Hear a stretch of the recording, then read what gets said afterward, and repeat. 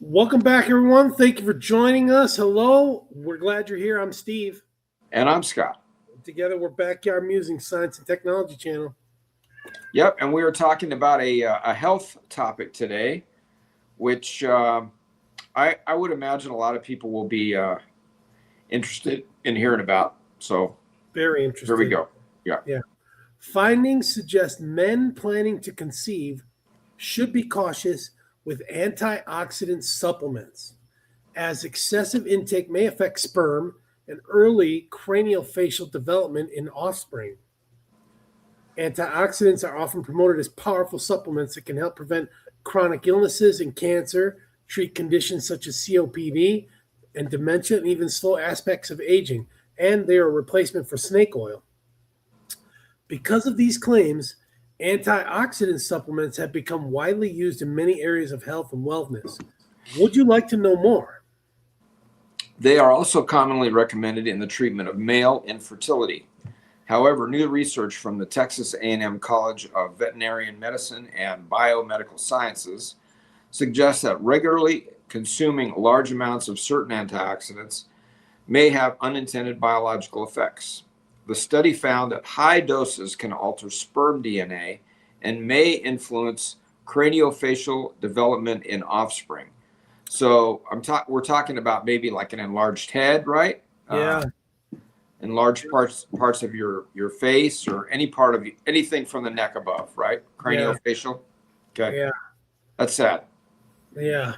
The research published in the journal Frontiers in Cell and Developmental Biology on December 18, 2025, was led by Dr. Michael Golding. His team investigated two widely used antioxidant compounds, N-acetyl-L-cysteine and selenium, so that N-acetyl-L-cysteine was NAC and selenium is SE, using mouse models to better understand how these supplements might affect reproduction and development. In the experiments, male mice were given antioxidant supplements for 6 weeks.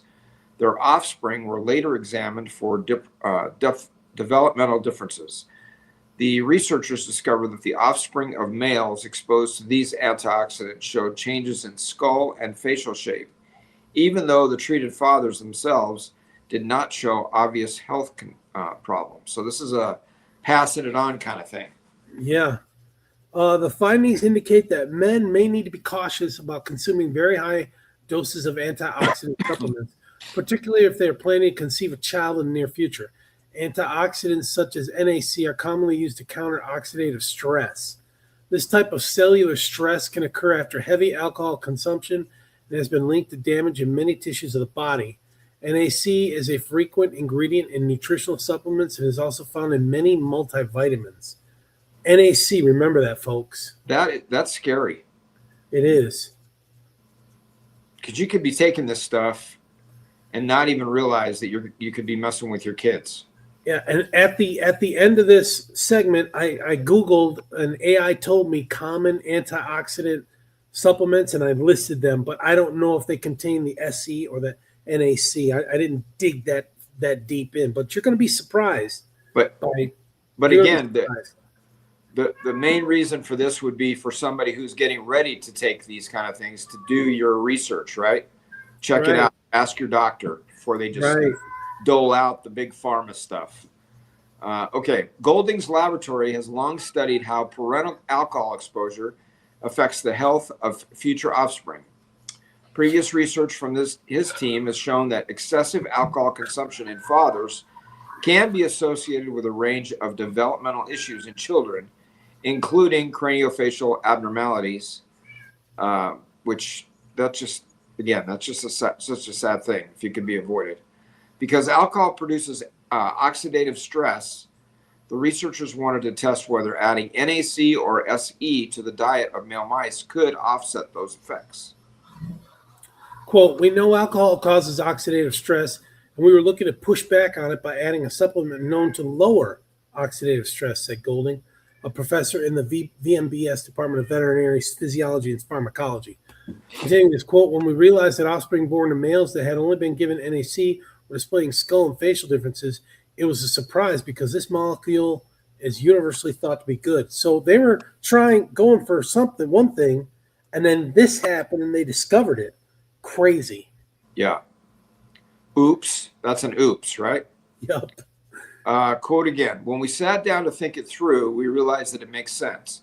You take a multivitamin to ensure that you're in balance, but if the thing that you're taking to ensure you're in balance is unbalanced, meaning the dose of antioxidants is too high, then you're not doing a good thing.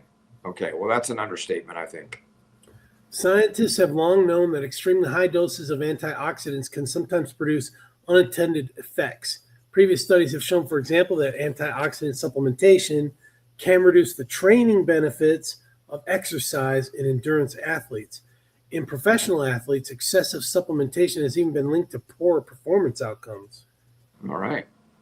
Quote again, sperm health is another performance metric.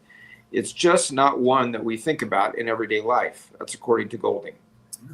Going on with this quote, if you're taking a high dose antioxidant, you could be diminishing your reproductive fitness. And part of the journey towards the bad outcome is going to be the effects on the offspring. Yeah. So you're doing damage and you don't even know it. You're thinking about and I'm not blaming anybody, but you're thinking about your own body, not even thinking about what's going to be passed on. Second order effects. Yeah. Yeah. One of the most unexpected results of the study involved differences in female offspring. In particular, these mice showed eyes that were positioned closer together and smaller skulls. Oh boy. These physical features are also associated with fetal alcohol syndrome. So fetal alcohol syndrome and overdosing or overdoing antioxidants. Well, maybe not even overdoing it, right? Just taking antioxidants, which are supposed to be good for you. Right. Right? They fight off things, and I think they help you build up immunity, if I'm not mistaken. Okay, quote again. There's a very commonly accepted truism in pediatric medicine that the face mirrors the brain because the brain and the face form at the same time. That, again, is according to Golding. Going on with the quote, when your face migrates during gestation, it's using cues from your brain to know where to go. And if the two things are not aligned, there's either a delay or some kind of abnormality in brain development. Maybe that's why we've seen a huge rise of Down syndrome. Or maybe. Yeah. I don't know. Quote, so if your abnormalities in the midline of the face, if you see abnormalities in the midline of the face, you're probably going to see midline abnormalities in the brain, he said. People with these abnormalities typically have problems with impulse control, neurological conditions like epilepsy, and other developmental issues. Whether the offspring observed in this study will also show differences in central nervous system function remains unknown.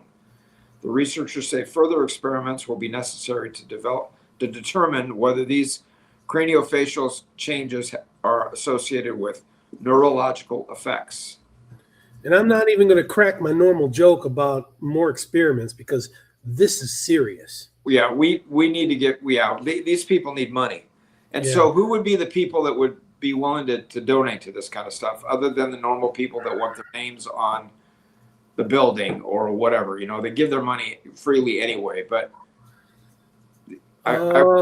big, fertility companies, fertility pharmacologists. Does Big Pharma ever donate to any of this kind of stuff, or are they just sucking at the what? Are they just trying to get the money, or what? Well, they spend a lot of money in R&D on their own stuff to bring it to market to make money. So I don't know if they're taking a whim or a chance to cut some cheddar down to people doing this. I don't know. Again, an antioxidant is considered almost like a health food, right, or a health supplement.